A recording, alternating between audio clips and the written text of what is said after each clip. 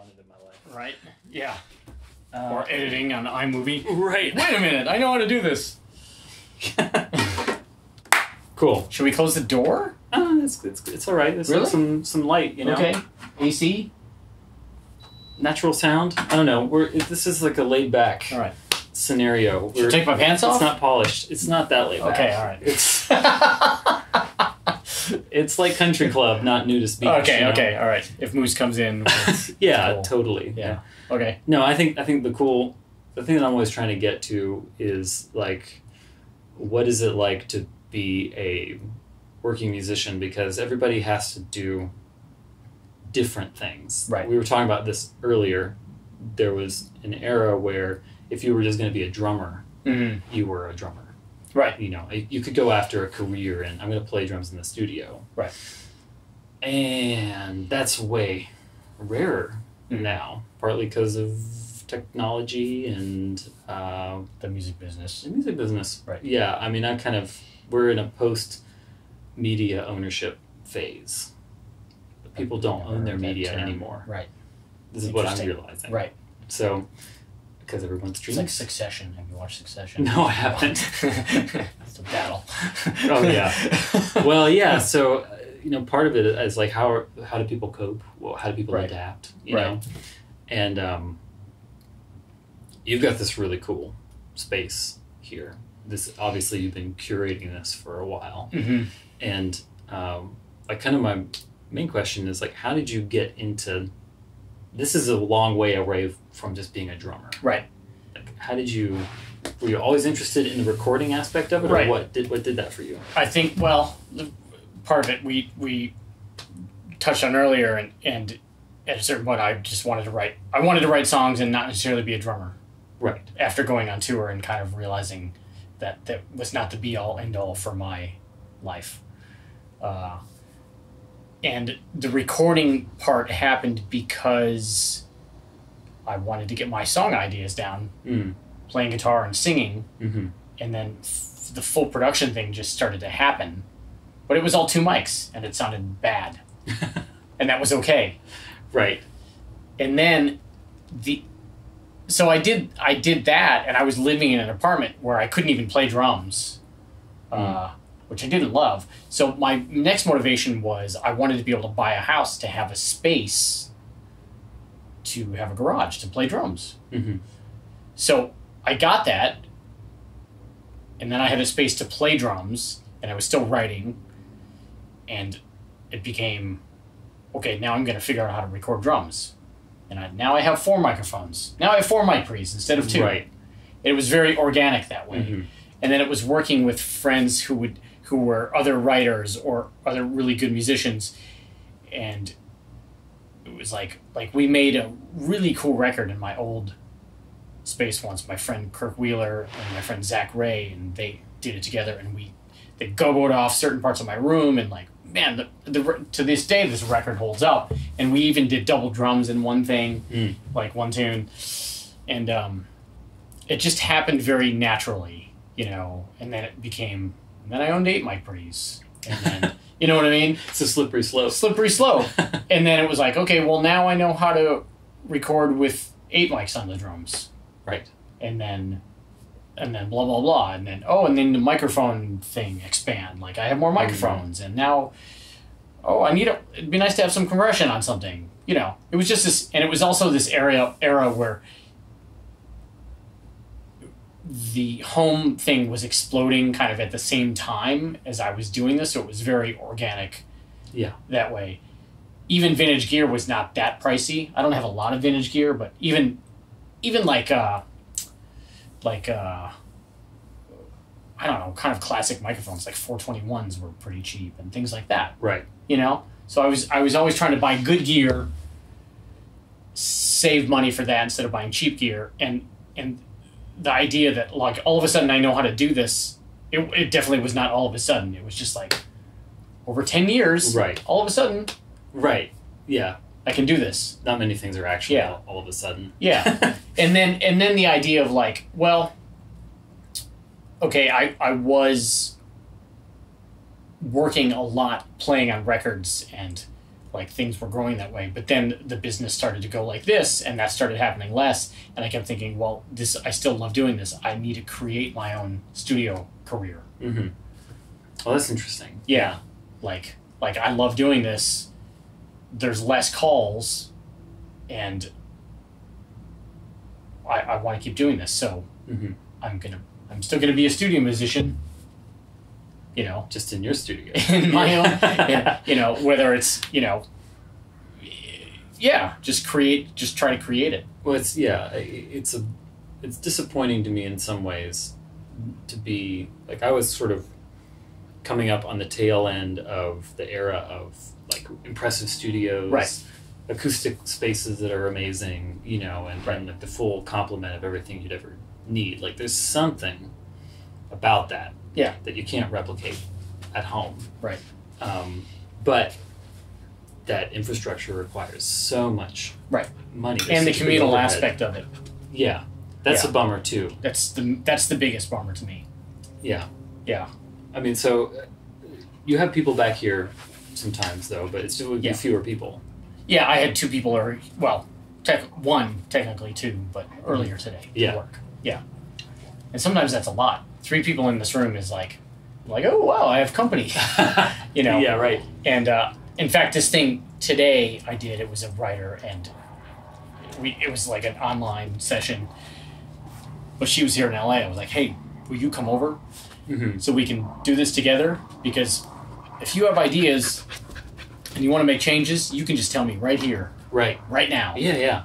And man, am I glad it was like that today, because there were so many specific ideas that she wanted addressed specifically. Yeah. That Email. those things that like normally you wouldn't even think about in the old days in a session where the producer says, hey, don't do that fill, or maybe if we all add a passing chord to this progression right here on the tag or whatever. Yeah. Everyone does that at one time on the next pass. Right. As opposed to an email chain that goes around Right. Some spontaneity. And that stuff doesn't happen if you're just layering one thing at a time. Yeah. Because there can't be that sort of collective move. Yeah. And you can't have a happy accident. Right. You have to correct that. What might be the root of a good idea is apple Z'd and replaced. That's interesting, because I feel like because I work on cultivating strategies for capturing accidents. You know, like especially when I'm working by myself, or I'm playing a lot of instruments. Yeah, it's almost like a mindset where it's like, if one thing is improvised, then I have to improvise with that thing. It's like a drunken master vibe of like stumbling into something, because I don't know, anytime I could work with a group of musicians and go for a take that has something, the intangible feel, and whatever it is, the bass fill or the drum fill that's like never going to happen again quite the same way, and no one else knew it was going to happen. Right. So it created a vibe, like, that's the best. Yeah. And it's just too bad that we have less of that, and that there are artists coming up who have never experienced that. Because the option exists to fix everything, and therefore the urge exists to fix everything. Yeah. Yeah, it's a mounting. I mean, how if it's wrong to them in their mind, they're not going to change their whole idea of like building off something that they weren't hearing originally. Right. That's like taking a left turn where maybe you didn't want to in the first place, unless you could quickly surround the idea and build something out of it. Whereas if you're working by yourself, that's going to take literally hours to build on your mistake to find out whether it works or not. Right. Or you could maybe try it in literally 30 seconds to a minute and go like, this is a great idea. Or go, that sucked, sorry. Yeah. Back to plan A. Yeah. Yeah. And it's hard not to feel like an old man even me sometimes, where it's like, what are you trying to say? Yeah. Where it's like, this thing, we could have just get a bunch of people together and play this. Also, there's the aspect that stuff just gets done really fast. Yeah. You know? We end the day with a bunch of tracks that are darn close to being a record. Right. So I don't know how much one tries to preserve those concepts and ideas versus adapting to the new paradigm. Yeah. You definitely got to adapt. Hopefully you get to stick your toe into the old one once in a while. Right. I think. I just think I think they cross in a certain way where, since I was able to make records in a setting, in a room with, 5 musicians and a producer and an engineer and a second engineer and the artist, and it's not necessarily a collective conversation all the time because the artist and the producer still have the master plan, but your voice is part of you're in that room because your voice is wanted.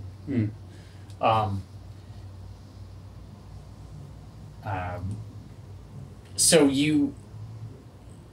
I've been fortunate to know how that process works, and I hopefully hang on to some of how that process works, even if I'm in here by myself, right, or with someone else and we're working. Hopefully the idea of getting a live take, because it's important for the energy of the song, hopefully it is, is still ingrained in me. And like, no, I'm not just going to play the choruses and then I'm not go play the verses, unless sonically those need to be like very drastic things that can't happen at the same time. But like the idea of like building a part over the time, over the period of the song, or just having the session flow a certain way and not telling people too much. Like you're in here hopefully because you hired me and want me to do what I do, and you're not over explaining every little nuance that you want. Right.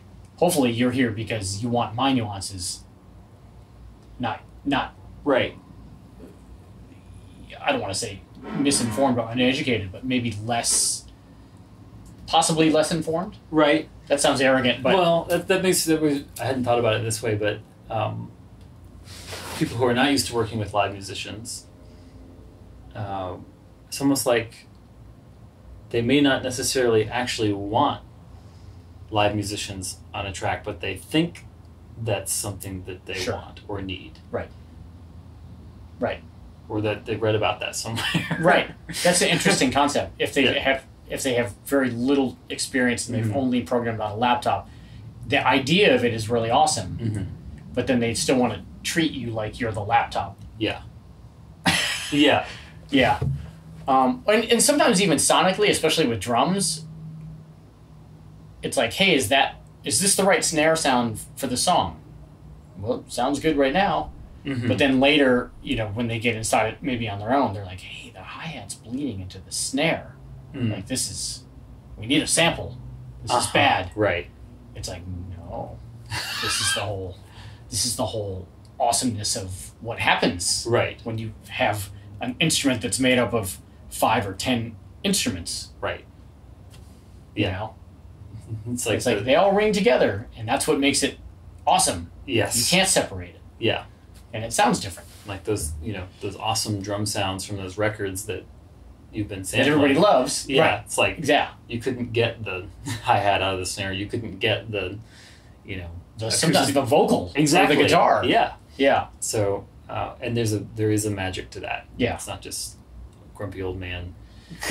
Well, that's the problem of like sounding like a dinosaur and not being open. But to turn it, I think we both are. We're definitely open to.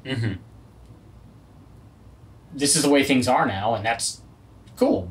You adapt. Well, there's always been different ways of making records. I mean, as technology has been advancing, and it used to be that record would be cut to a lathe with one microphone, and so there kind of was one way to make a record. Right. You play it right. Play it right. Yeah. Exactly. Or go home, but and then multi-tracking, 8-track, 24-track. And then you get into stuff like the way that Peter Gabriel would make a record would be drastically different from right. Quincy Jones right. or, you know. With the same incredible results. Right. Yeah. So there's no right or wrong. No. It's adapting to the kind of new way. Yeah. But I think with anything, maybe some things are lost, but other things are gained. Yes, for sure. Well, I could kind of change subjects a little bit. You've been doing video content for a while.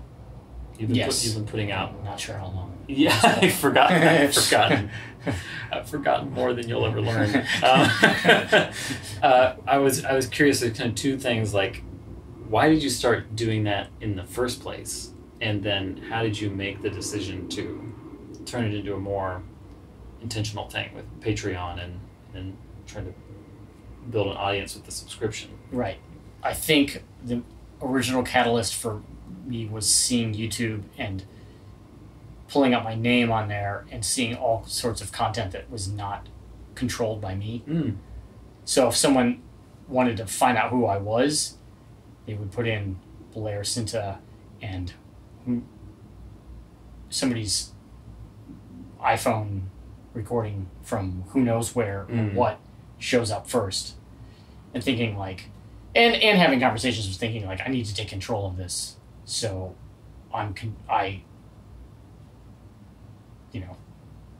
so I'm represented the right way online. Right.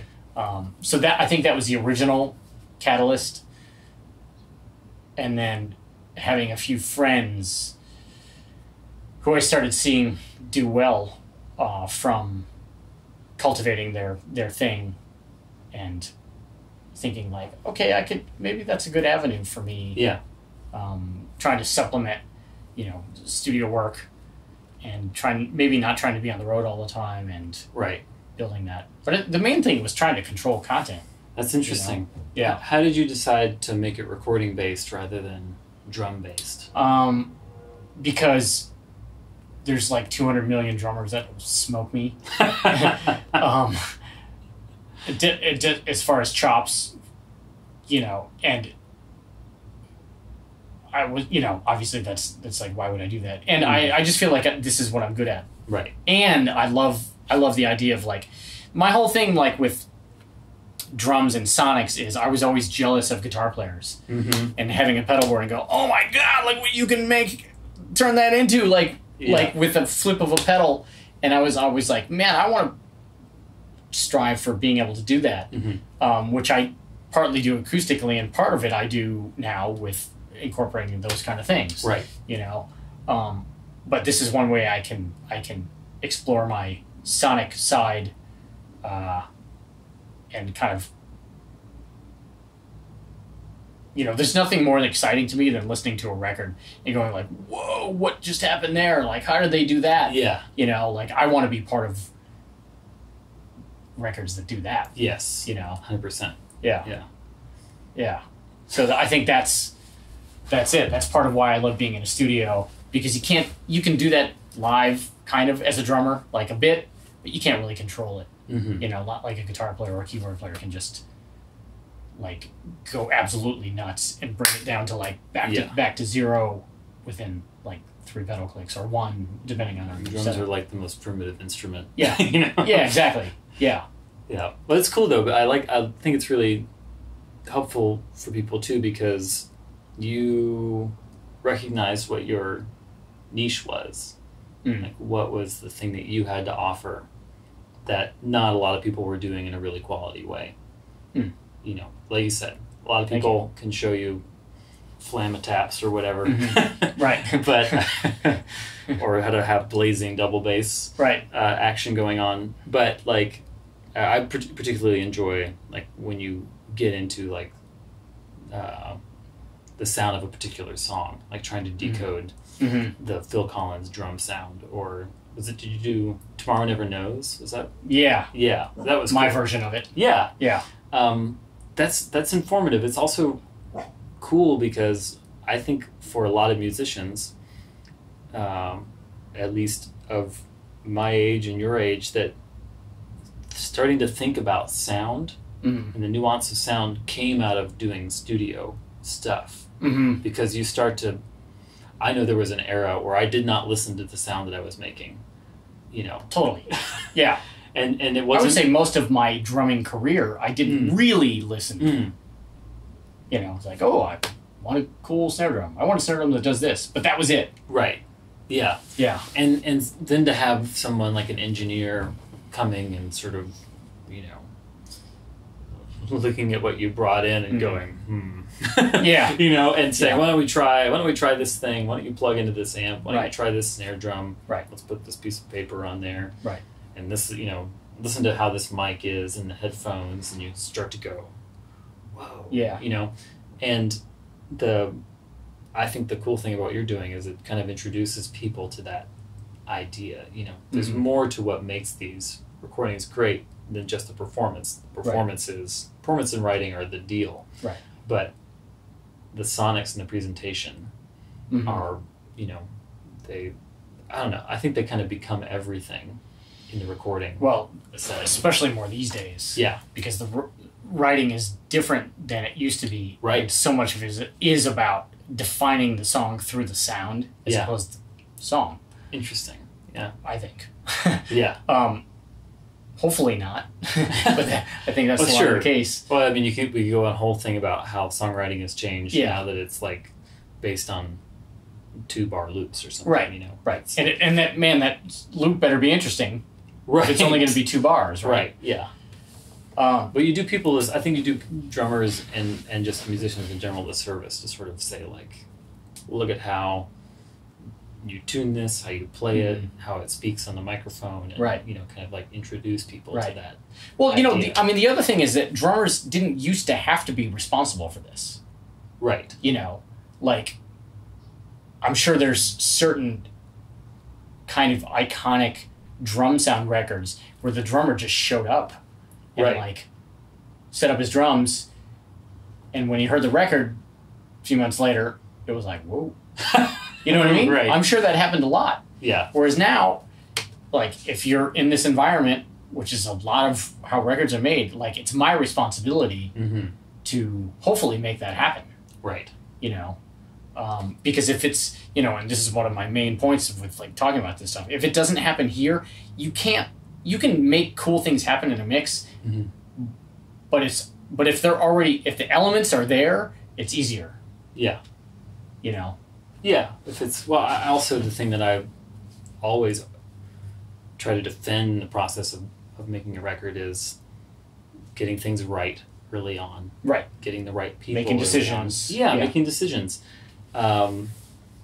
Because whatever you get at the first stage is going to define what you can do later, you know? Like, totally. Sort of like the DNA of the thing will either accept or reject other stuff later. Yeah. And you don't want to get that far down the road and be like, somehow this snare drum is like ringing at a pitch that's not in key with the song or something. Yeah. You know? Yeah, there's a lot of responsibility at this point. You know, presumably, you know, I either go first or last. Like, the song's done, there's a beat, we recorded this all to a loop, now we want real drums on it. Yeah. Or, like, hey, I have an acoustic guitar or just a bad MIDI piano and a vocal, and you're first. It's like, hey, are you coming over? No, I'm not coming over. Right. Oh, so I'm the producer for the first part of the song. Like, I'm like, however many people play on this, I'm 1/4 with the producer. I'm sorry. Right. You're putting that responsibility in my hands. Yeah. Like, I want to be good at, like, helping define that production. Yes. Even though I'm not, you know, getting credited for it. Yeah. That's literally the way I look at it. I'm sure there's some people that would dispute that. But in my mind, there's no doubt that, like, I'm helping define in a major way the production of this song. Yeah, it's a lot of responsibility. Yeah. It's cool, though. Yeah. I like it. Yeah. I like that responsibility. Yeah. You know, so, you know, I want to take the time to do it right, and I want to be quick at knowing, like, oh, I want this to happen. Yeah. Whatever. Yeah. So how did you go to the next stage?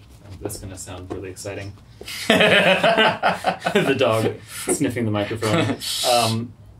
How did you go to the stage you're at now with the video stuff where you decided to, like, make it a formal thing? How would you even describe it? I guess it was a similar process where like I started to want to control the content, and then I thought, well, if I'm going to put it, if whatever I'm going to put out there, I need it to be good quality, hopefully informative, and then at a certain point of, you know, putting a lot out there for just starting to think like, hey, this is my expertise that I've worked on for a long time. I'd like to be paid for it. Right. And trying to go down that road. Is there an aspect of valuing yourself and what you've created? Yeah. Yeah. Yeah, you know, you spend your many hours cultivating something, trying to get good at it, and then wanting to pass on that information. You know, you don't study history and get a doctorate in it and then go, hey, whatever university wants me to come teach there for free. Right. Yeah. That's unheard of. You don't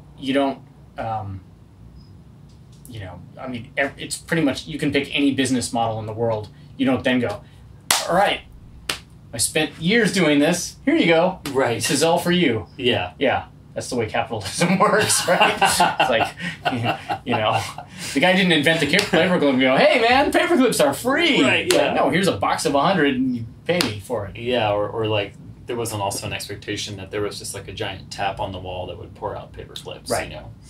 So, yeah, that's interesting. I like that. Right.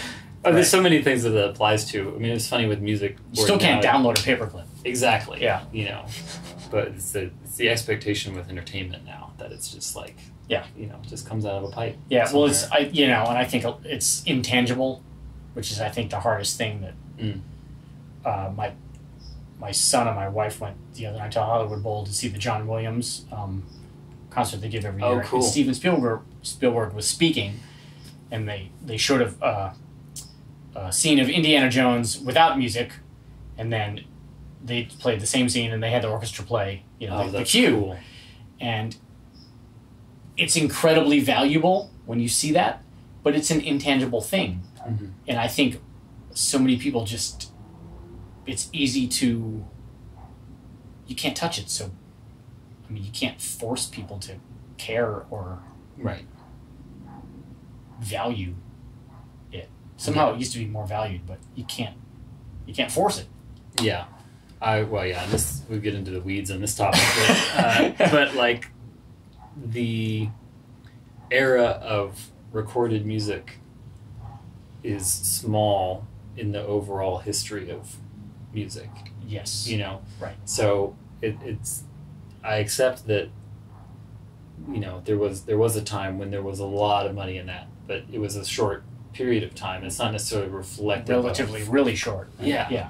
So then it just becomes about like what's next. You know, how do you keep doing what you feel passionate about, and continue offering like a valuable service. You want to actually serve people in the process, right? As everything shifts, right? Dude, thanks, man. Thank you. It's awesome. Yeah, right on.